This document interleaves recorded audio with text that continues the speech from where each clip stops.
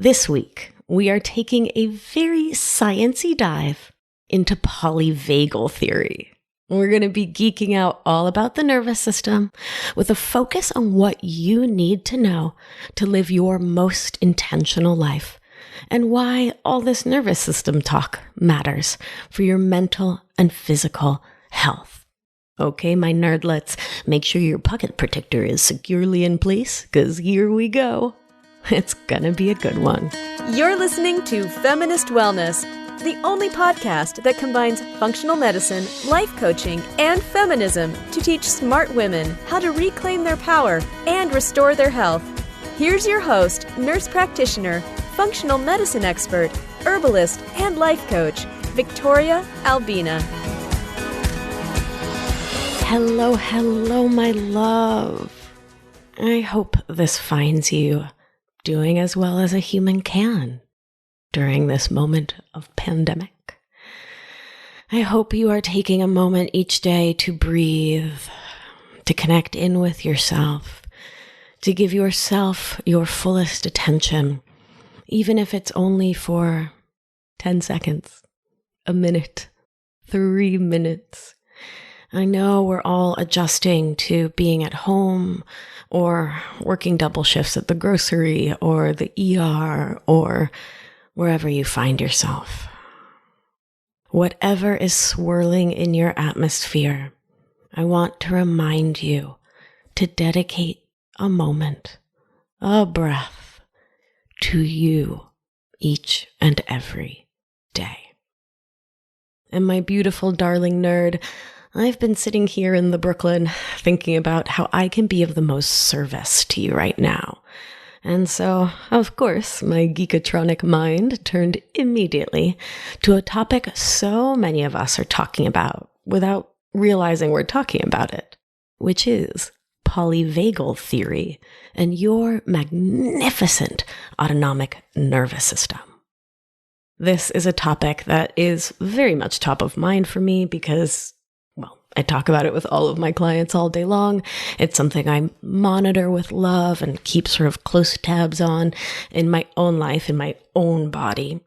And I've been thinking about it, reading about it, writing about it so much because it's one of the big foundation points for my upcoming 6-month online coaching masterclass, which starts in May. So, if this kind of science of well-being, self-care, and healing turns your brain on, you're not going to want to miss my 6-month course. And you can get all the info you need by going to victoriaalbina.com/masterclass. I kept that nice and easy for you. All right, my beauty, let's get nerdy on it. So we're going to start with a roadmap because brains love to know what's coming. It helps us to stay focused and to stay nice and grounded. So 1, we'll be talking for a minute about why this information matters, how it impacts you and your healing. 2, I will dive into a very nerdy nervous system 101. And 3, we'll do what we always do together, my beauty. We'll talk about the remedies, the antidotes, what you can do to start shifting your experience of your beautiful, perfect nervous system. Okay, let's take a breath in. Long exhale. Okay, 1, why this information matters. I say this often, like probably about 4,000 times a day. You can't heal what you can't see. And since we're all about healing in this family, taking deep, loving care of ourselves, I think it's vital to understand your nervous system so you can name what's going on for you. Once you can understand and name it, when you can say internally, oh, I'm having a bit of a sympathetic reaction here, then you have more awareness, right? And the awareness feeds into your capacity to name it, of course. But then once you can name what's going on, you can know what the next step is, what you can do to actively support yourself in that moment. And without that information, it's so much more challenging to know what the next right thing to do is. As a feminist, education is so vital to me. What we don't know can feel mysterious in a bad way, as opposed to like the mysteries of the universe, which I find mysterious in a beautiful way. And when you can understand your own beautiful physiology, you have power with it, not power over it, because we don't do power over around here. So, knowing what's going on in your body, being able to name it, to sit with it, to befriend it, to attend to it. This is a powerful, empowered place to be. And this is what I want for you, my beauty. So let's dive into the nerdiness. I wish you could see my face. I look like, when like a 3-year-old starts talking about their favorite teddy bear or, cartoon movie they saw, and they get like so excited. That's my face. I love geeking out. Okay, so I want to invite you to think about a time when your spidey sense, your intuition, your deep, like that gut level knowing got activated. When something in a situation, a person, place, or thing, an interaction just felt off. There was just something not right there. And maybe no one else even noticed anything at all, but in your gut, in your body, in your energy field, something felt off. And you couldn't even really explain it. That knowing, that gut sense of the world is your intuition. And your capacity to monitor the world constantly, without even really knowing it, is thanks to your magnificent autonomic nervous system, which is constantly surveilling the facial expressions, tone of voice, body movement, reactions, and energies of the people, places, animals, things around you through the process of neuroception, which is this intuitive scanning for safety and danger. And this system activates your vagus nerve to react to what you're taking in. Through these evaluations of the world, we both learn about who is trustworthy, safe, dangerous, and we learn about ourselves in relation to others. As humans, we are wired for connection, for interdependence, which is a topic I talk a lot about as I help folks to shift out of codependence. We need each other as humans. Our minds, bodies, and spirits are built to connect with one another for our mutual survival. And our autonomic nervous system helps us to know when there is a threat to us individually and to the village, as it were, as a whole. This whole topic, safety, danger, what, is particularly poignant right now. So, in case you're listening to this 2 or 10 or 40 years in the future, I am recording this from New York City during the COVID-19 pandemic. I personally have been in quarantine for well over a month, and there's a lot swirling. This is the week that New York City is said to peak, meaning we will have the most deaths and the most cases this week. And other cities and states around the country and around the globe have either already peaked or having a second peak or are soon to peak. There's a lot going on. And our nervous systems may feel revved up, activated, reactive to every little thing. We may feel hypoactive in that depressed shutdown state. And yes, I will be nerding about each of these things individually in just a millisecond.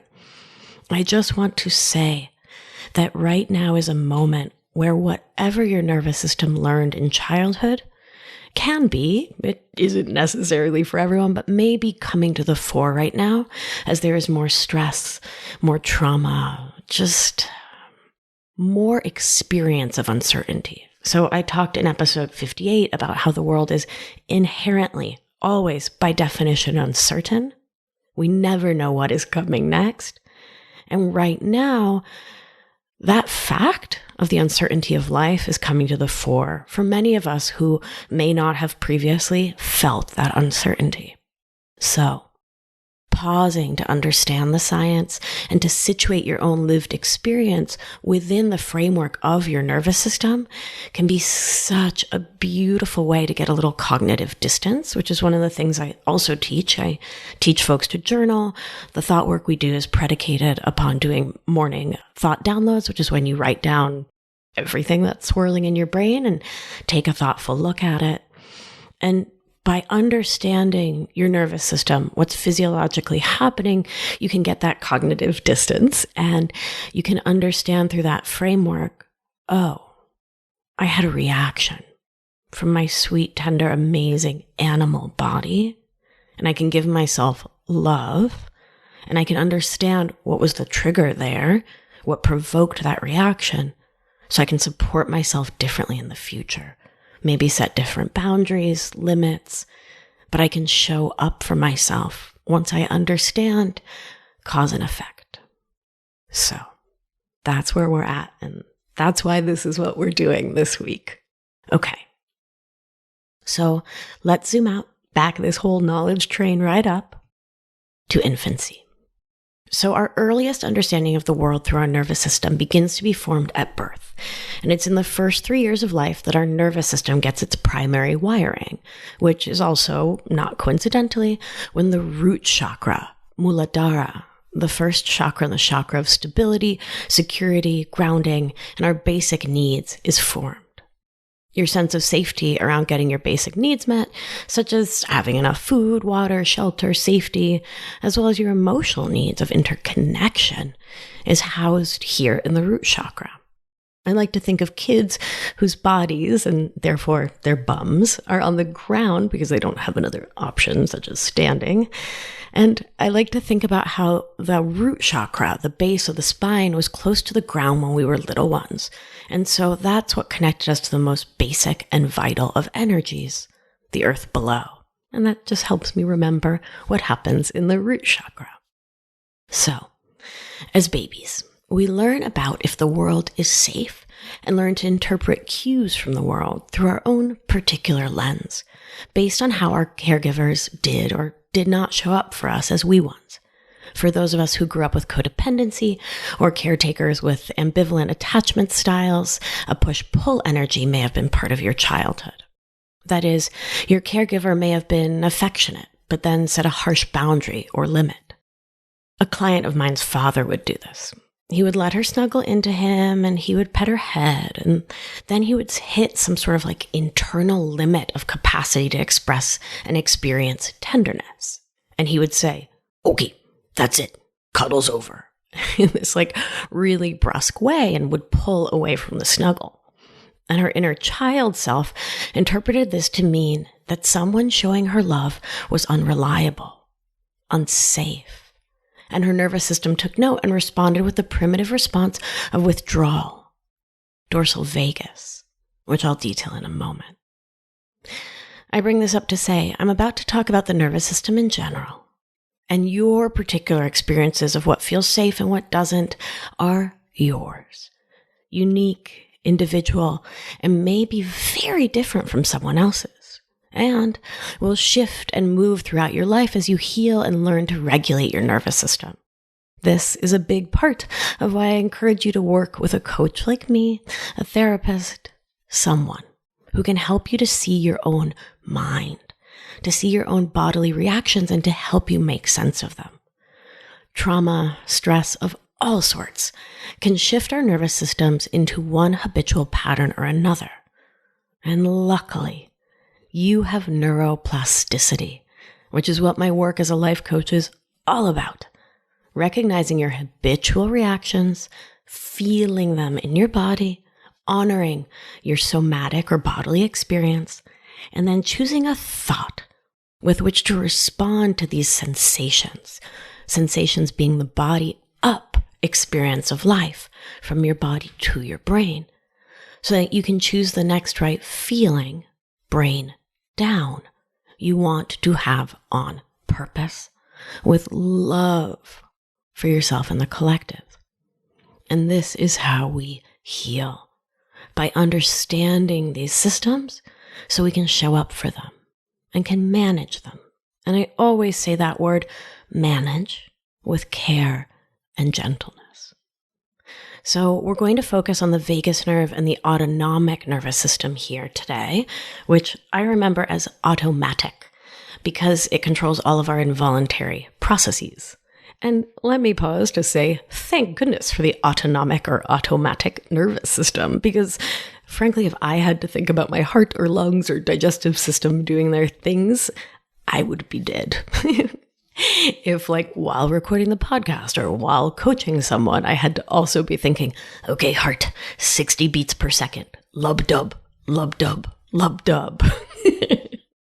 I'd be toast. So 3 cheers to the autonomic nervous system. The ANS, autonomic nervous system, is also the great surveiller. It's like a sentinel. It scans the horizon for lions who may be coming to eat your village and interprets what it sees through your own lens with questions like, is that a tabby cat? Or is that a lion? And it responds to danger as you understand safety and danger. Thanks to the work of the renowned researcher, Dr. Stephen Porges, PhD, we now know that all this magic is controlled by your vagus nerve. So, I'm kind of obsessed with the vagus nerve in that so much of my work over the last 20 years has been that mind-body connection, the gut-brain connection, and the vagus nerve is the jam there too. So, this is the longest nerve in the human body, and its name comes from the Latin to wander. It starts in the lower brain at the medulla oblongata, and it's the 10th cranial nerve. And it wanders right down through the middle of you, controlling everything from your neuroception tools, eyes and ears, down through your swallowing, heart and lungs, your diaphragm, your gastrointestinal or digestive system, and all the chemical releasing systems and glands along the way. The vagus nerve has a front, ventral, and a back, dorsal, and they do different things of interest to us as we talk about how vital your nervous system regulation is to your experience of life and your mental and physical health. The vagus nerve is the information superhighway that runs through your body from crown to tail, and that all of our fellow mammals and vertebrates have. And there's something kind of similar but a little different in fishuses, which I have decided that fishuses is forever the plural of fish because it sounds better to me.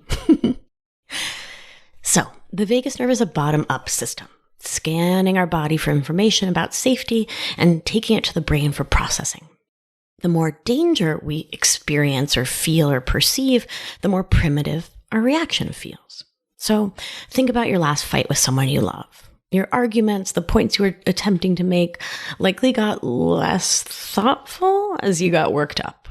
In an activated state, your sense of choice, your cognition narrows, and your capacity to thoughtfully choose your words and reactions kind of goes out the window, which is part of why it's so vital to understand your own reactions when you're not in them, to be in touch with your own feelings in your body, so you can recognize what's going on in your body, not just your mind, before your nervous system shunts you into that activated low cognition state.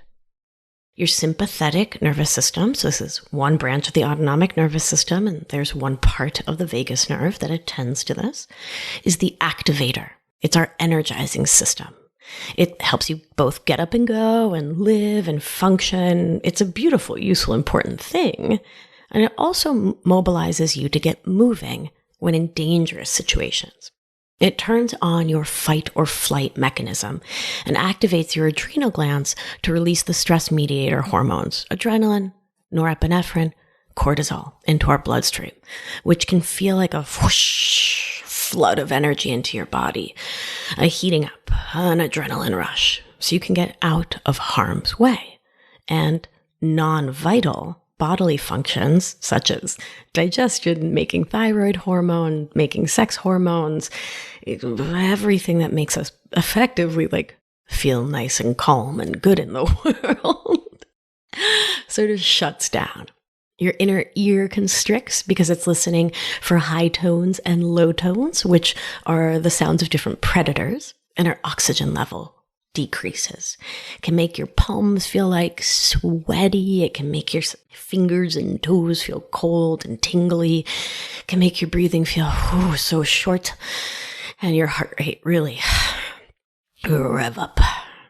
This system mediates anxiety, panic, worry, overwhelm, stress on the physiologic level. What's important to understand is that your perfect sympathetic system has not evolved to keep up with things like the interwebs and an 80-hour work week, not to mention pandemics, but also like, whoa, pandemics. You, my love, were built to see things like lions, tigers, and bears. Requisite, oh my. Snakes, marauders, tornadoes. These things were what we were meant to see as danger. But these days, every ping on your phone, every email from your boss or your mom or your ex, every article or headline about death rates and peak days and new cases, every experience of a parent disapproving of your choices, your partner being angry. I mean, I could go on and on. These things can activate and rev up your sympathetic nervous system and can fill you with worry thoughts, with low-grade anxiety, a sense of dread, or full-on panic. So the options here are fight or flight. Fight can look like blaming, shaming, guilting, getting defensive, pushing back, getting aggressive. Flight can look like storming off, withdrawing in an angry way, not in a healthy boundaries way, stonewalling, leaving in a huff. And while on that physiologic level, all of these responses may help you to shift through and move through that whoosh revving up, they aren't really, conducive to a happy, healthy life when going to that revved up, aggressive, or duking it out, or jabbing, or attempting to shame or blame place, right? Defensiveness, when these things are your norm. And when we have experienced trauma or stress in our lives, whether it's a big T trauma like assault, abuse, war, immigration, violence, or a little T trauma like the daily trauma of life, being a person of color, a woman of color, trans or queer person, a differently abled person, or anyone else who is subject to microaggressions, macroaggressions, or is systematically oppressed in this country and culture, or other little T things. Well, that whole list can also definitely be big T. Let's just call it trauma, right? But little T things like being misunderstood, having your feelings negated, being gaslit, having an authoritarian parent or an absent one, too strict boundaries or rules growing up, or too few boundaries or rules growing up. I can go on. But these things can all imprint on the mind, particularly the child mind, as trauma. And so our ability to scan our environment for safety and danger can be skewed. Because it should be, because our bodies got set to that sort of frequency as little ones. And we can become hypervigilant, meaning we smell danger quickly and react intensely, or we can become hypovigilant, underreactors. And there are people in my life, and I can imagine in yours, who are like, what's this whole COVID thing? I'm fine, right? These are all responses that come from somewhere. And the work that we do in this family is to get in touch with them, give them love, right? We are strengths-based. We honor our inner children who came up with this way of reacting as a way to survive. And we do that work before we try to shift anything. Okay, my darlings. So, next, part 2. Your parasympathetic nervous system. So this, broadly, is your rest and digest system. And it's tasked with calming your body. And I won't get into the ventral brake today, but if you know what that is, hey, that's a thing. But I promise I'll be doing more of these shows where I geek out hardcore. So make sure you're subscribed. Don't miss it. But okay, parasympathetic is generally speaking tasked with conserving energy between lion attacks, with slowing your heart rate, regulating digestion, modulating blood pressure to a nice, slow pulse, and has 2 parts. So ventral is the social engagement system, and it makes sense. So ventral means the front body. And a friend recently shared this, and I love it. So I remember ventral is social engagement because if you picture 2 people who love each other, looking in each other's eyes, holding hands, they form a little V. Isn't that so sweet? I love that. Okay, so ventral is where we feel safe, secure, like our own best friend, connected with another person, place, thing, or animal. All is well here. When the body senses safety, it's like the lights go on in the building that is you. You are your own best self, your best friend. Your mind is at its most capable, and your heart is wide open. Physiologically, your heart rate is nice and slow and steady, as is your breath. You're able to digest your food, make thyroid and sex hormones, make eye contact and connect with others, and your hearing is keen and sharp. This is a tender place where you feel safe. I picture it as your happy place. So that could be the beach, the mountains, the forest, cozy in your bed or on the couch with a lot of warm blankies, held, loved, safe, connected with self and others, in community, interdependent. Dorsal is associated with a serious life threat, trauma, high-level chronic or acute stress. I think of the dorsal fin of a shark, which is something to respond to, certainly. And there are 2 types of dorsal responses. An involuntary shutdown, which can look like you're emotionally withdrawing on purpose, but it's actually that in this state, you temporarily can't process language. You literally can't connect with it. You've gone flat. The second type is temporarily increased aggression, and this going into this nervous system choice really depends on your history and what you have learned works to get you out of danger. But this response is so exhausting and can lead to overwhelming your system into full collapse. That can look like dissociation and a current trauma response. Dorsal means back body, dorsal fin of a shark on the back, and this is a possum playing dead. This is your backup against the wall.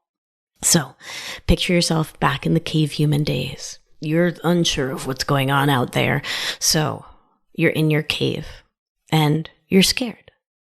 You stand with your back, your dorsal side against the cave wall, and you have your ventral side, your front, where your neuroceptive face is, eyes and ears trained on the cave door, looking for hints, scanning for safety and danger.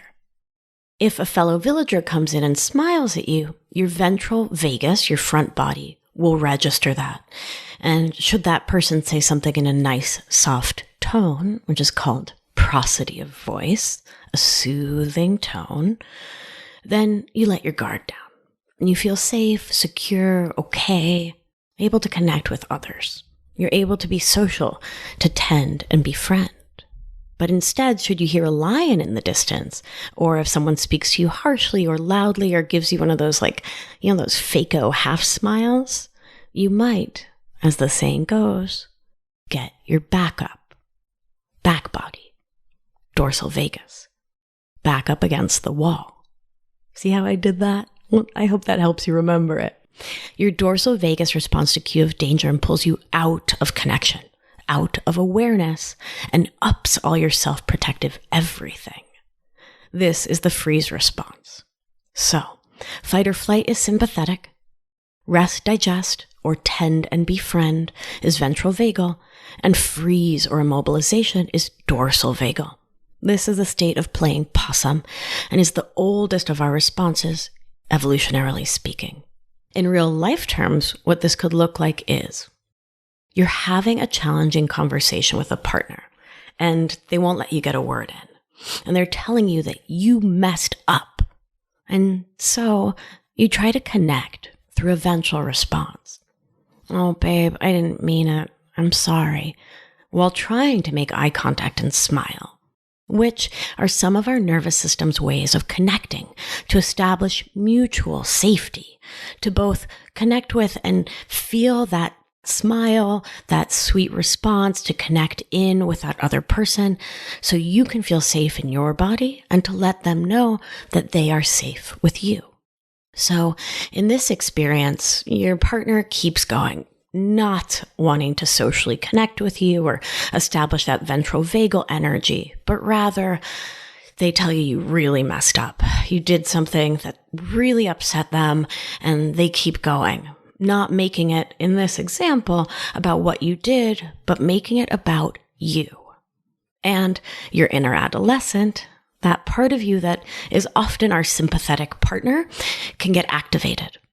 And so as those chemicals are starting to rush through you, you're starting to get a little anxious, you're starting to get maybe a little lightheaded or a little tingly in your fingers, your heart rate is starting to speed up and your breathing is getting to the top of your chest, which is literally happening for me as I'm sharing this experience with you. And so you say, baby, you don't understand. I was trying my best. And you try to stay ventral, but sympathetic is revving up. It's ramping up and you have that fight or flight energy.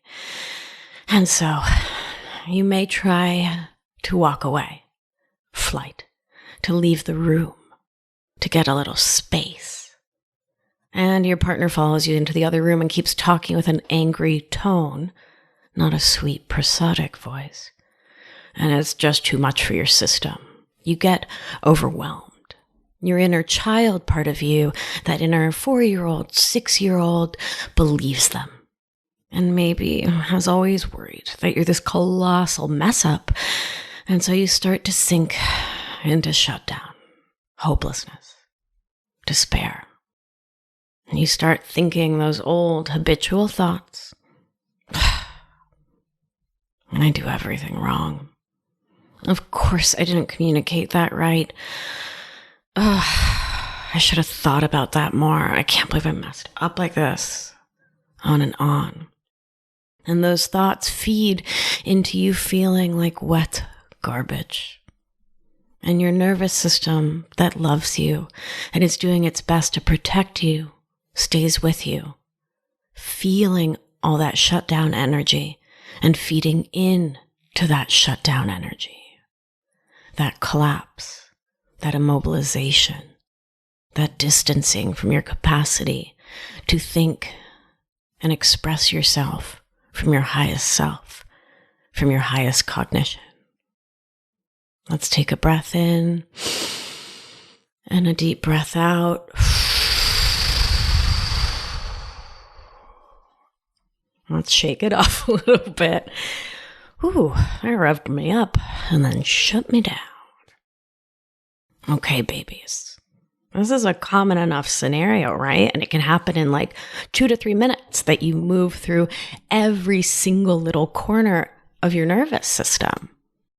And we can use this framework to unpack what we experience in our lives so we can learn to shift our patterns and experiences slowly but surely by bringing more intention with more attention to these physiologic responses, the thoughts they trigger, and the thoughts that we then actively, consciously think in response. What's really vital to remember is that social connection is our first biological impulse under stress. To smile, to try to meet someone's eye, to feel safe with another, and even if they're aggressing, to communicate, I'm safe, it's okay. There's this misconception out there that our first response to threats is to fight or flight, to run or punch or to get activated. By design, humans are pack animals, and the first survival impulse or instinct is to connect, to socially engage however we can, because ventral vagal is the most physically, physiologically, spiritually, energetically supportive state for both feeling wellness in the world and for physical health, because that's the state in which your digestion, your thyroid, your hormones, etc. are up and running and working as we want them to. What's important to note here is the importance of co-regulation. Your body will mirror the people around you, heart rate, breathing, energy, in a beautiful attempt to feel connected and thus safe. And co-regulation helps bring us back from distress to balance. When you are open and able to co-regulate, this increases your resiliency and sense of being embodied and safe in the world. So my beauties, of course, there is so much more detail to all of this and how to apply it to our lives, but that wasn't our goal today. We were doing a mile-high overview so you can start to really bring your awareness to your experiences, to noticing the sensation in your body that tells you you are headed into a particular state. So you can then pause to intervene for yourself, which is the crux of the work I do with my clients and in my upcoming masterclass. And that, my beauty, is remedy 1. Our first antidote to going into fight, flight, freeze, and to staying and getting and being as ventral as possible, while allowing, loving, and supporting yourself to flow through these states, which is what we're meant to do throughout the day. To review quickly, sympathetic is fight or flight.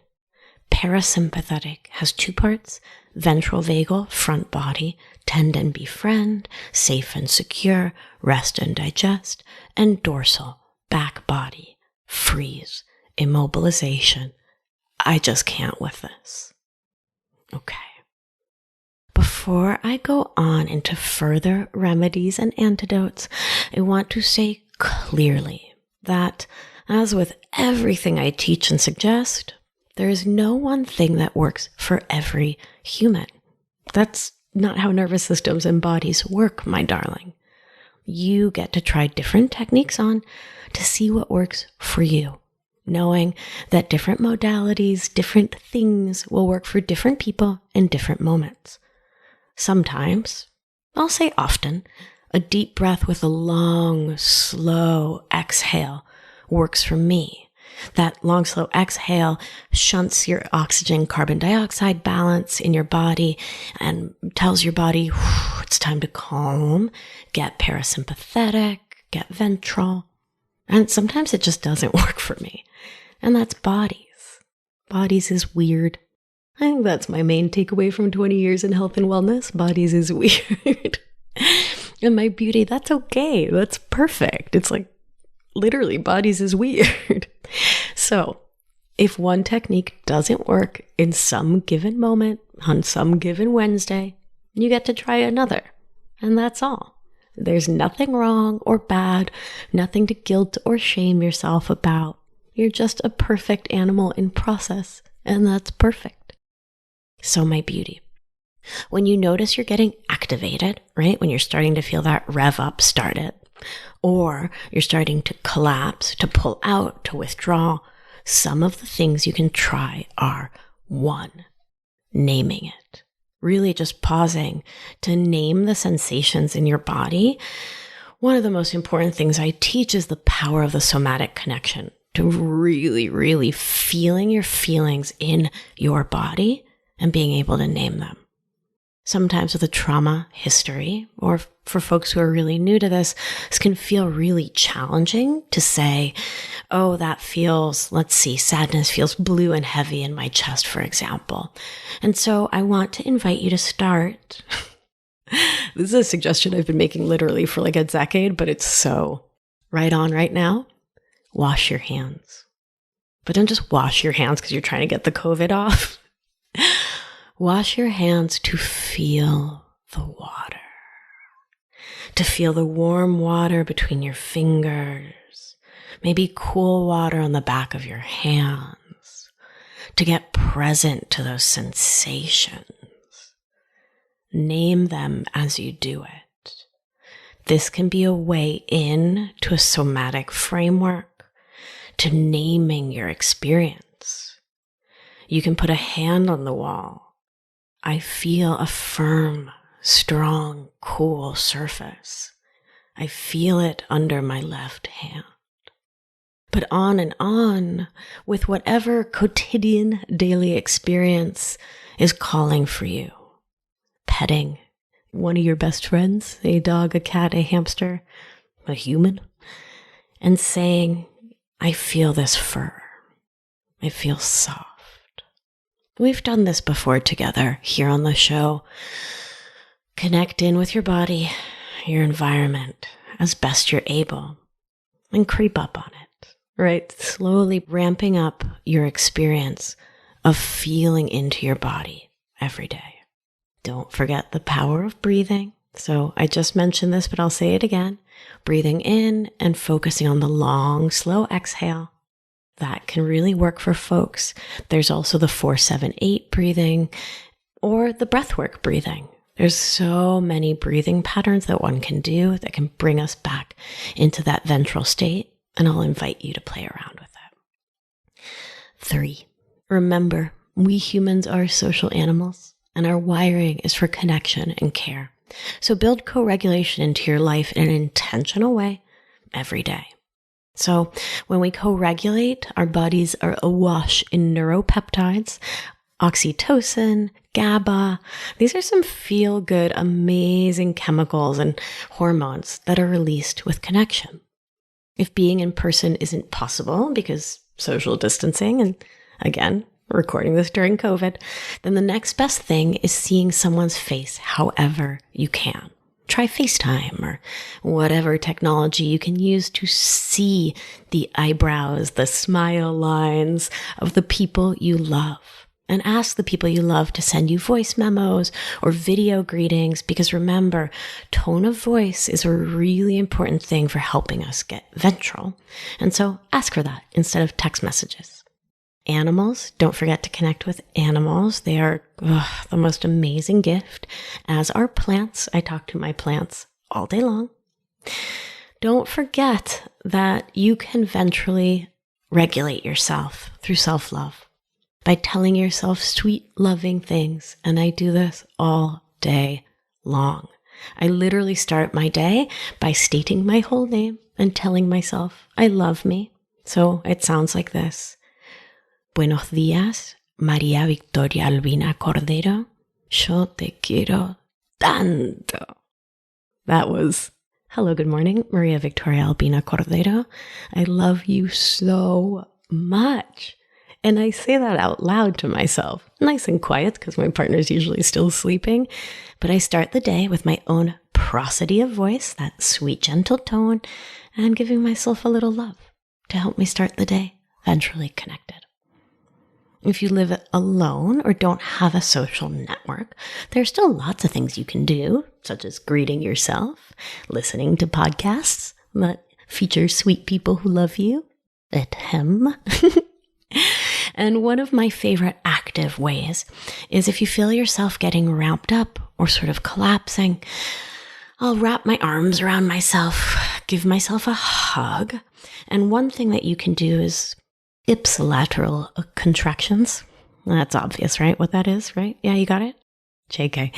So right paw, left arm, left paw, right arm, hug, and then squeeze. Left hand, release. Right hand, release. Left hand, release. Right hand, release. You can go slower, faster. It helps to reset the 2 hemispheres of the brain and just kind of feels nice. So for some folks with a trauma response, oh my gosh, being squeezed or like hugged tight or constrained may be the last thing you want. So don't do that. Instead, you might consider a gentle shake, a gentle rocking back and forth, or a little shimmy to help you start getting back into your body. One of my favorite ways to co-regulate in person is to sync my breathing with someone else. And I love and am so grateful for my community, which is one in which this is just what we do. So we hug, and it's this fascinating thing. It's like an unspoken thing, but we hug each other and take this big, deep breath in and out together. And I'm so grateful that that co-regulation is something that's just the norm in my network of embodied weirdos and has been for long before I knew what co-regulation was. But Right now, I, like you, am not seeing my people IRL. So we hop on the phone or video, and we often start by co-regulating our breathing together. Deep breath in, long out. And I've put up 2 free resources to support you in co-regulating. And those can be found in the show notes for this episode or at victoriaalbina.com/co-regulate. My love, these are some tips to help you get going. I want to say that distress is normal in the face of such large-scale global worry, anxiety, and fear, especially if you have the historical habit of wanting to control situations beyond your control, which is so normal to want to do right now. Whatever you're thinking, feeling, experiencing right now makes sense. And as always, I want to invite you to honor it, to listen into it, to get present with it. And then you can do your thought work to choose the next right thought to help you shift your nervous system back into ventral vagal, back into regulation through the amazing portal of kindness, gentleness, and self-love. I know it's much right now, and I know that you got this, babe. And in some moments you might feel like, oh my gosh, I do not got this. And it's all okay. Come regulate with me on the internet. Follow me at Victoria Albina Wellness. I'm doing lots of weekly lives on Thursday afternoons, 2 p.m. Eastern Time, and I'm going to start doing some longer format webinars very soon to help you attend to and regulate your perfect nervous system and learn more about this interplay between mind, body, and spirit and how you can support yourself. So make sure you're on my email list. I also have a set of free meditations right at the top of my homepage, so head over to victoriaalbina.com to download those now. They're meditations for your inner child, about boundaries, and an orienting exercise, which is specific to calming and regulating the nervous system back towards ventral vagal. So take a little moment, go download those. I'll wait. JK. No, but really go do it now, my darling. Please. All right, my beauty, thank you for listening in. I'm grateful for this opportunity to connect. I'm sending you all so much love and care. Nice breath in and out.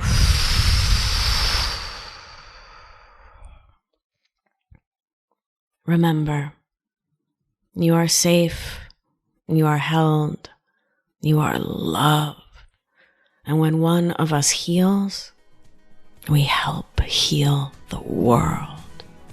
Be well, my darling. Thank you for listening to this week's episode of Feminist Wellness. If you like what you've heard, head to victoriaalbina.com to learn more.